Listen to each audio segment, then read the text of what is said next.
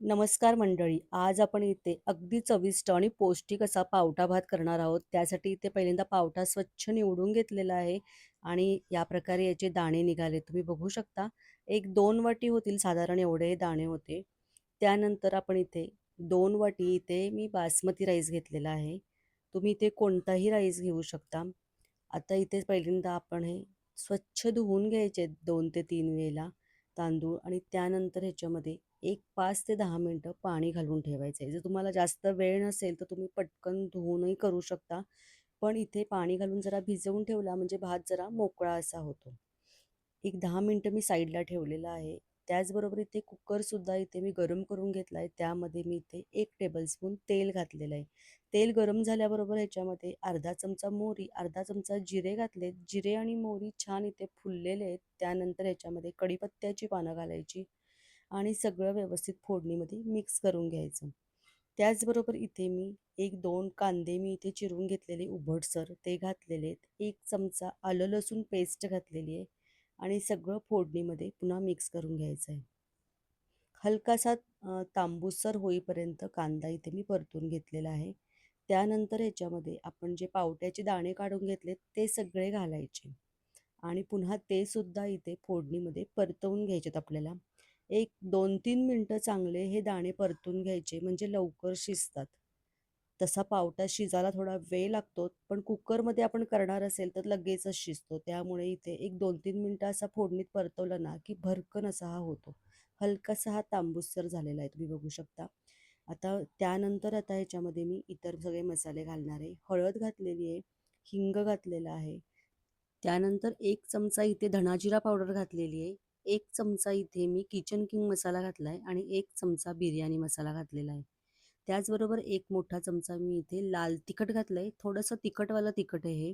तुम्ही तिखटाच्या ऐवजी इथे मिरचीचा सुद्धा वापर करू शकता. मिरचीची पेस्ट घालू शकता किंवा बारीक मिरचीचे तुकडे करून घालू शकता. त्यानंतर हे सगळं मिक्स करून घ्यायचं आहे व्यवस्थित. मसाला जो आहे ना पूर्णपणे या पावट्याला कोट व्हायला पाहिजे. त्यानंतर ह्याच्यामध्ये धुतलेला तांदूळ घातलेला आहे. तांदळातलं सगळं इथे पाणी काढून टाकलेलं आहे आणि त्यानंतर तांदूळ ह्याच्यात मिक्स करून घ्यायचा. पूर्णपणे पावटा, तांदूळ आणि आपण जे मसाले घातलेत ते सगळे एकसारखे एकत्र करून घ्यायचेत आपल्याला इथे. व्यवस्थित असा हा तांदूळ मिक्स करून घेतलेला आहे आणि त्यानंतर चवीनुसार ह्याच्यामध्ये मीठ घातलेलं आहे. त्यानंतर पुन्हा एकदा हे सगळं मिक्स करून घ्यायचं. हा पावटा भात ना चवीला तितका छान होतो त्यापेक्षा अतिशय पौष्टिक असा आहे. त्याचबरोबर इथे मी याच्यामध्ये पाणी घातलेलं आहे. मी नॉर्मल पाणीच घातलेलं आहे कारण आपण कुकरमध्ये भात करतोय म्हटल्यानंतर जर तुम्ही कढईत भात करणार असाल तर त्याच्यामध्ये तुम्ही गरम पाण्याचा वापर करा. इथे मी 2 वाटी तांदूळ आहे म्हणून 4 वाटी इथे पाणी घातलेलं आहे. त्याच वाटीने मोजून पाणी घालायचं आहे. त्यानंतर बारीक चिरलेली भरपूर अशी कोथिंबीर घालून सगळं मिक्स करून घेतलेलं आहे. कुकरचं झाकण लावायचं आता इथे आणि कुकरच्या इथे 2 शिट्ट्या करून घ्यायच्या. 2 शिट्ट्यामध्ये हा भात अगदी मऊसूत मोकळा तयार होतो.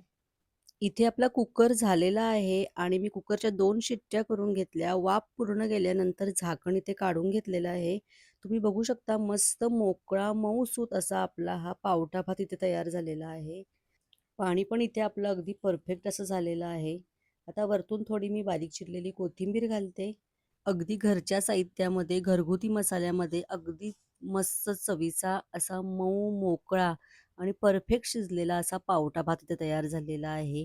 तुम्ही एकदा या प्रकारे भात करून बघा. पुन्हा-पुन्हा करावासा वाटेल आणि हिवाळ्यामध्ये असं मस्त काहीतरी गरमागरम खावंसं वाटत असेल, त्यावेळेला मस्त असा हा पावटा भात बरोबर आपण लिंबाचं लोणचं आणि त्याबरोबर बीटचे इथे स्लाईस घेतलेले आहेत आणि हे लिंबाचं जे लोणचं आहे की नाही हे पण आपलं घरीच तयार केलेलं आहे. त्याचा पण लवकरच आता व्हिडिओ येईल. तो पण नक्की वॉच करा.